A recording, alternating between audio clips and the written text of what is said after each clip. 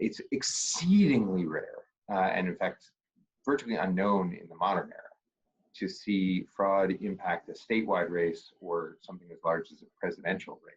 Justin Levitt is a law professor who also worked for the U.S. Justice Department. He says fraud can certainly happen, but it's usually on a small scale, like a municipal election, where a few votes either way could make a difference. But on the scale of adding 14,000 votes to Joe Biden's tally in Georgia, well, he says that would be a big heist. Ocean's 11 times 1,000.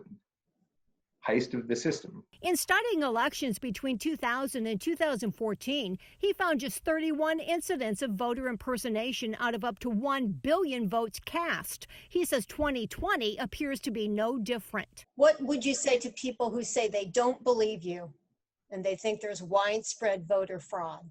I understand why they might feel that way. They've been hearing it for a long time, including from the president, including before the election. Levitt says honestly, for most people, Republican or Democrat, it can be hard to think your candidate just got fewer votes. But in Georgia, he points to down ballot races where many Republicans won.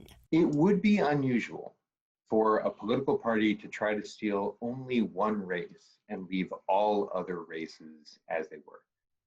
That is, if you really believe the Democratic Party was out to steal this election, it doesn't make a lot of sense for them to steal the presidential race and not Senate races or congressional races or state legislative races. He says so far there just aren't overwhelming credible reports of fraud. And Georgians can actually listen to their own election officials to hear the straight scoop. You don't have to believe me. Listen to the people on the ground who were running the election. Joanne Merrigan, WSAV News 3 on your side.